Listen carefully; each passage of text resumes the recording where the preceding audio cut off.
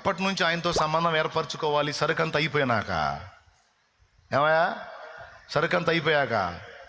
ఎప్పటి నుంచి చెప్పవయ్యా? పురుషులు చెప్పండి, ముఖ్యంగా పురుషులే చెప్పాలి. ఎందుకంటే వీళ్ళు పెద్ద మొనగాళ్ళు. వీళ్ళు మొనగాళ్ళు, భక్తి తక్కువ, పాపం పిచ్చోళ్ళు, ఆడవాళ్ళు, దీనులు. ఎక్కువ కనెక్ట్ అవుతుంది లేడీసే దేవునికి. నేను చెప్పిన మాటల్లో ఎక్కువ శాతం మాటలు వింటుంది వాళ్ళే, స్వీకరిస్తుంది వాళ్ళే. రేపు పరలోక రాజ్యంలో కూడా మనల్ని ఏలే అవకాశం వాళ్ళకే ఉంది. అదే నా భయం అంతా. దేవునికి స్తోత్రం కలుగునుగాక.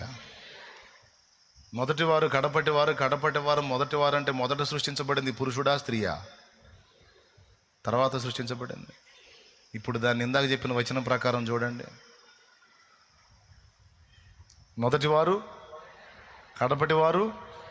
చూడండి, మందిరంలో ఎక్కువ పర్సంటేజ్ ఎవరిదిందో చూడండి.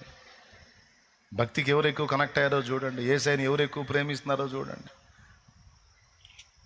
మోకాళ్ళ ప్రార్థన ఎవరు ఎక్కువ చేస్తారో చూడండి. పురుషుడా, నువ్వు 10 నిమిషాలు చేయవు. ఆ 10 నిమిషాలు చేయడానికి కూడా ఎవరు చూడకూడదు నిన్ను. నీకు మహా సిగ్గు, నీ ముఖానికి మళ్ళా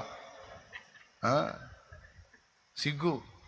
ఆడదాని ముందు నేను మోకాళ్ళు వేయటం ఏ అంటుంటావు నువ్వు. దేవుడి దగ్గర కూడా ఎచ్చులే నీకు.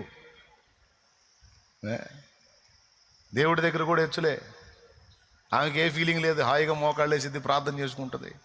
నువ్వే మునగాడివి, నువ్వే గొప్పడు అనుకో, పోరా పిచ్చోడా, నాకు దేవుడు కావాలనుకుంటుంది. నువ్వే అన్ని బిల్డప్లు ఇచ్చుకుంటా పైపైన తిరుగుతూ ఉంటావు. అందుకే నీకే చెప్తున్నా, ఎప్పటి నుంచి కనెక్ట్ అవ్వాలంటే ఎప్పటి నుంచి కనెక్ట్ అవ్వాలంటే బాల్య దినముల నుండే. అన్ని బరువులు నెత్తినేసుకొని మోసి మోసి ముందు నువ్వు పోతావు, తర్వాత ఆమె పోయిద్ది. ప్రపంచంలో ఎక్కువ శాతం మంది చూడండి, స్త్రీలు ఎక్కువ కాలం పోతున్నారు, పురుషులు పెందలాడిపోతున్నారు. దేవునికి స్తోత్రం. ఎందుకంటే ఆధారపడి బ్రతకటం అనేది స్త్రీకి తెలుసు, పురుషుడికి తెలియదు. ఆధారపడి బ్రతకటం ఫ్యామిలీలో భర్త మీద ఆధారపడుతుంది, అంతకంటే ముందు దేవుని మీద ఆధారపడుతుంది. దేవుని తెలిసింది. బాల్యంలో తండ్రి మీద, యవనంలో భర్త మీద, వృద్ధాప్యంలో కొడుకు మీద డిపెండ్ అయ్యి బ్రతుకుతుంది. ఏ ప్రిస్టేజీకి పోదు, ఏ ఎచ్చులు పడదు, ఏ ఫీలింగ్ ఇవ్వదు. సరేనా అన్న, నువ్వే మునగాడి పో, సరే నువ్వే తీసుకొచ్చి పెట్టి తింటాను, వంట చేస్తానంట. ఎచ్చులన్నీ మనయ్యే. అందుకని చెబుతున్నాను నేను. దేవునికి స్తోత్రం. ఏమైనా అర్థమైందా బ్రదర్స్? ఎచ్చులన్నీ ఎవరి అద్ది. అందుకే పెందలాడ ఒక దారి అవుతుంది.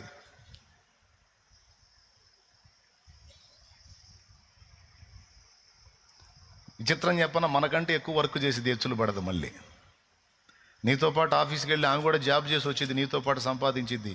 అక్కడ జాబ్ చేసి వచ్చి ఇంటికి వచ్చి నువ్వు బొబ్బుంటే,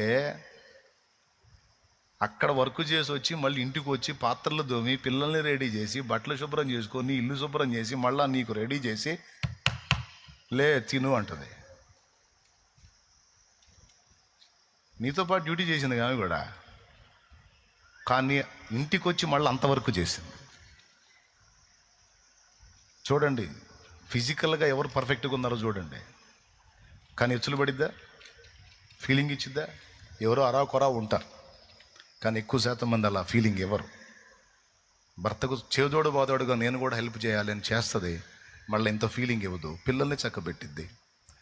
మళ్ళీ ఉదయాన్నే నువ్వు ఇంకా బొబ్బోనే ఉంటావు, మళ్ళీ పొద్దున్నే లేచిద్ది, మళ్ళీ మొత్తం రెడీ చేసిద్ది. నీకంతా ఫుడ్ కూడా రెడీ చేసిద్ది, పిల్లలకి రెడీ చేసిద్ది, మొత్తం రెడీ చేసిద్ది, అందరినీ పంపించిద్ది. మళ్ళీ ఆమె రెడీ అయ్యిద్ది, ఆమె జాబ్కి ఆమె వెళ్ళిద్ది. ఇంత చేసి కూడా మళ్ళా ఫీలింగ్ ఇవ్వదు స్త్రీ. ఏదో బిల్డప్పే కానీ ఇంతసేపు వర్క్ చేసే వ్యక్తి సరిగ్గా తిరగబడి నిన్ను 2 ఇచ్చింది అనుకో, లెగుస్తావా? అట్లా కూడా చేయదు, ఎందుకంటే గౌరవం. దేవునికి స్తోత్రం కలుగునుగాక. హల్లెలూయా. చూడండి, మీకు ఎంత సపోర్ట్ చేస్తున్నాను నేను. సహోదరులారా, నయానో భయానో నవ్వించో కవ్వించో ఒక మాట మీ హృదయంలో పంపించాలి. ఏంటంటే, ఎక్కువ శాతం బరువు భుజానేసుకొని మోసేది పురుషుడు, కుటుంబ బాధ్యత. అందుకే చెప్తున్నా, ముఖ్యంగా పురుషుడే దేవునికి కనెక్ట్ అవ్వాలి. పురుషుడు దేవునికి కనెక్ట్ అవ్వాలి. ఏ దినములో అంటే బాల్య దినముల నుంచే దేవునికి కనెక్ట్ అవ్వాలి. అవ్వండి, ఆ విధంగా అనుకోండి ఆయన మీద, ఆ తర్వాత చూడండి. సింపుల్. ఇది అర్థం కాకపోవడానికి పెద్ద మర్మమేం కాదు.